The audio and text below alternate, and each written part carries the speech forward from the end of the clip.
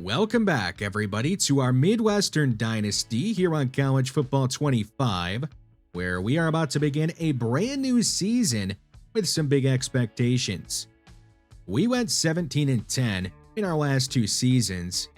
I think we made this team better in the offseason, so I believe this team should be more than capable of winning the conference championship. If we do that, then we might be able to compete for a college football playoff spot. At least that's the hope this year. Our season will start with us taking on the FCS Midwest Coyotes, which should be a good warm-up game for us. Hopefully they don't prove to be too much trouble and we get an easy win. We will have a true freshman quarterback making his first start in college football. It's Chuck Fleck, the four-star quarterback from Ruston, Louisiana. He was a top 100 player from this last recruiting class and the 8th best quarterback in it, so he himself has some pretty big expectations he has to try and live up to. He will have to do so behind a new-look offensive line that is going to have 3 new starters on it. There's also Jimmy Fisher shifting from right tackle to left tackle. Good thing the strength of the offense is probably going to be the skill position players, as they are going to have to help out the young quarterback and the offensive line that just doesn't have a ton of chemistry at the moment. On defense, the leader we have is Eric Lamb, who was a superstar last year. He had 12.5 sacks and 22 TFLs. The question is he going to be able to have another monstrous season for us this year and repeat that type of performance he had a season ago? He's not the only good player we have on defense. I would say we have plenty of good players on defense at all 3 levels. The defense, it should be really good for us this year and maybe the strength of the entire team. Hopefully it ends up being so. But let's go ahead and get the Chuck Fleck era underway here at Midwestern.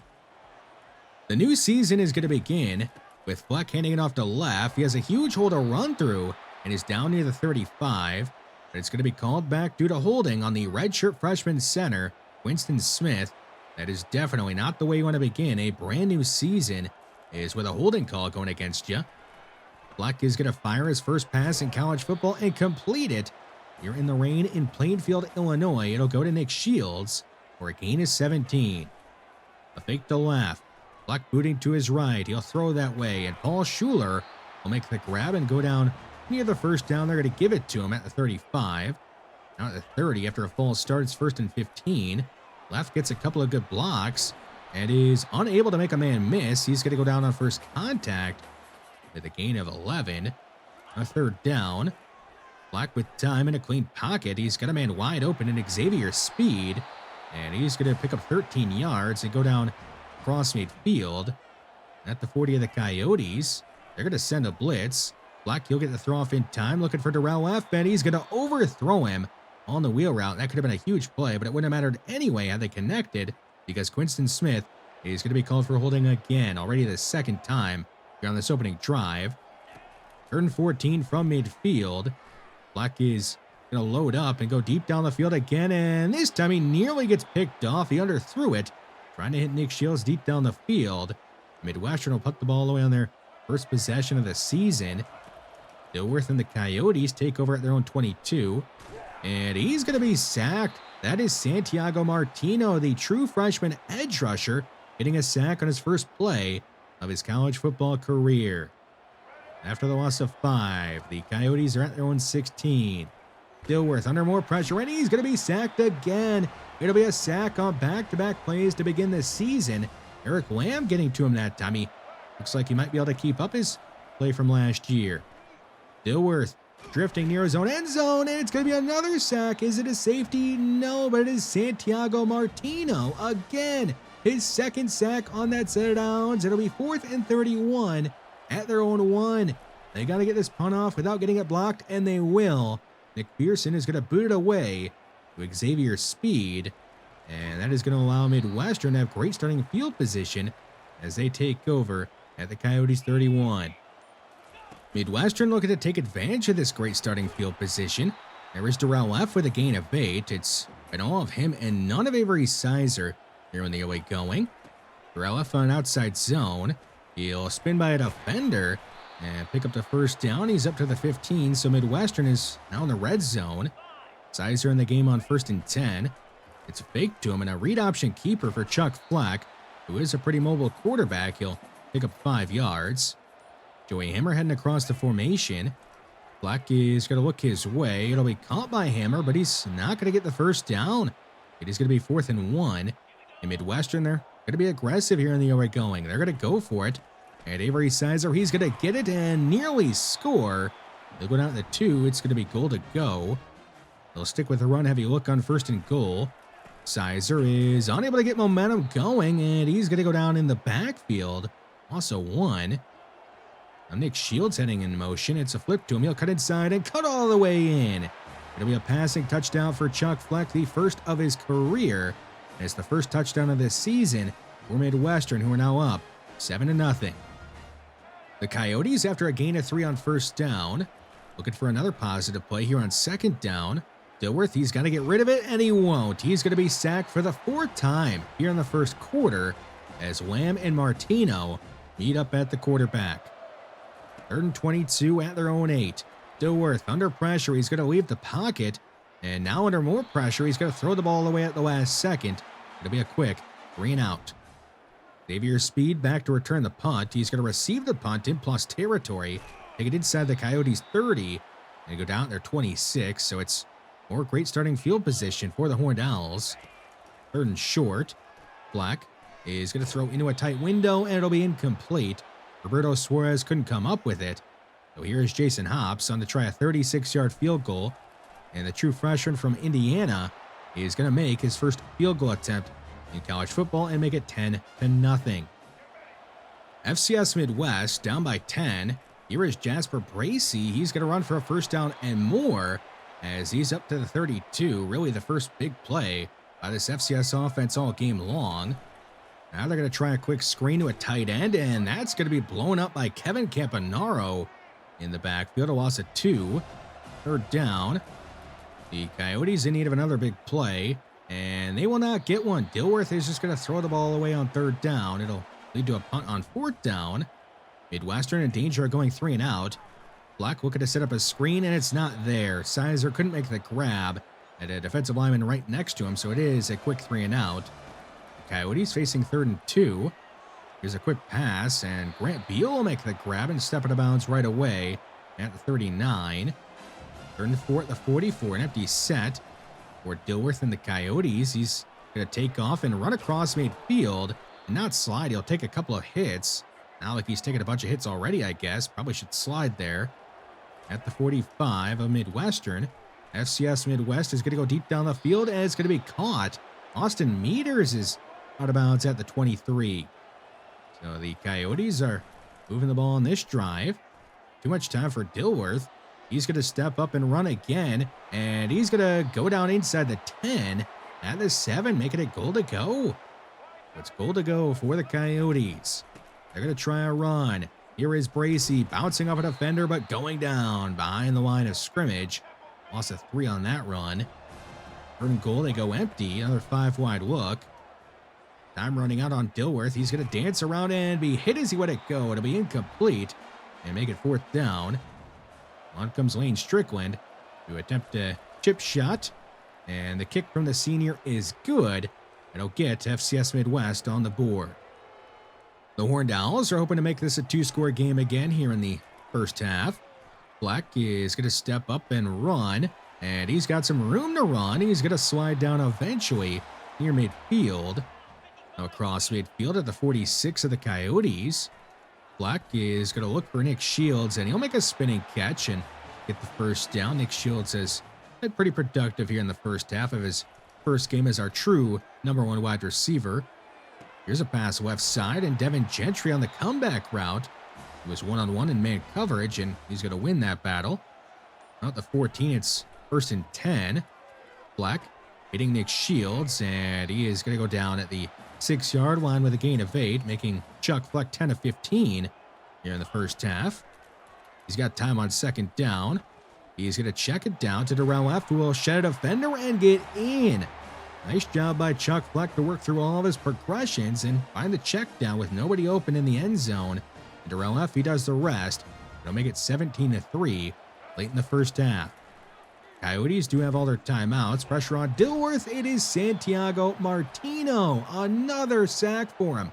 What a debut. All these sacks, and we're only in the 1st half. and that time it was with a nasty spin move that he got to Dilworth. After a quick 3 and out, Midwestern taking over near midfield. Here's Fleck stepping up. He's going to be strip sacked. He dives back on it.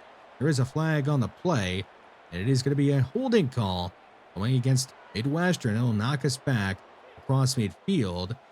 It's 1st and 20 with not that much time left. Fleck is going to fire into traffic, and Devin Gentry, he'll make the tough catch, and Midwestern is going to use a quick timeout. Not in field goal range yet. They'll need a big chunk of yardage here. Fleck is going to fire, and it's going to be caught. Nick Shields is going to go down at the 20. A great job by Chuck Fleck and Nick Shields, and they'll set up Jason Ops for a 37-yard field goal. And his kick is up and good.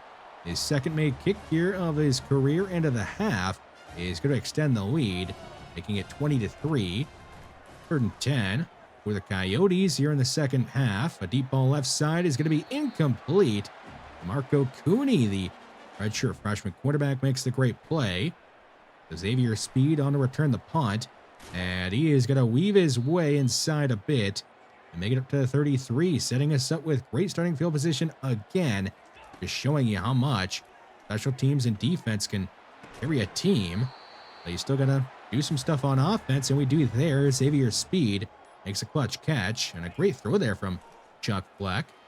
He's going to go back to Speed, and he's going to make it goal to go as he's up to the 8-yard line. Chuck Fleck now 16 of 21. Passing on the day, a direct snap to Sizer. He's going to fight off a defender. He's got the angle, and he's going to take it in. His first touchdown of the season and 26th of his career. That'll put Midwestern up by even more here in the third quarter, making it 27-3. The Coyotes in need of a play on 3rd down, and they will not get it. Grant Beal is going to drop the pass. He heard some footsteps, and it will be a 3 and out. Midwestern already across midfield. Here is Avery Sizer running for a 1st down, but it's going to be called back due to holding on Christian Garrett, and that means that all 3 of our new starting offensive linemen have been called for holding in this first game. Not a great sign for the rest of the season, but you can handle that happening here against FCS Midwest. Fleck on 3rd down. He's going to scramble and nearly get the 1st down. He goes down just shy of it. But Midwestern there, going to go for it on 4th and 1 again. And Sizer, he's going to get the job done again. Another 1st down picked up by Avery Sizer on a 4th and 1. You can always trust him in those situations. Here is Nick Shields on a jet sweep. And he's going to pick up a 1st down on 3rd and 1. Hasn't really had a ton of catches here in the second half, but we haven't really needed him to make a ton of catches in the second half. Fleck, after scanning, is going to hit Paul Schuler, and that is going to make it goal to go as Schuler is up to the 7-yard line. 3rd and goal at the 6. Fleck is going to fire over the middle, and it's incomplete. Roberto Suarez and Fleck were not on the same page clearly. It'll be 4th down. Midwestern, they're going to go for it on 4th and goal at the 6. Fleck to the end zone to the same spot, and this time it's going to be caught.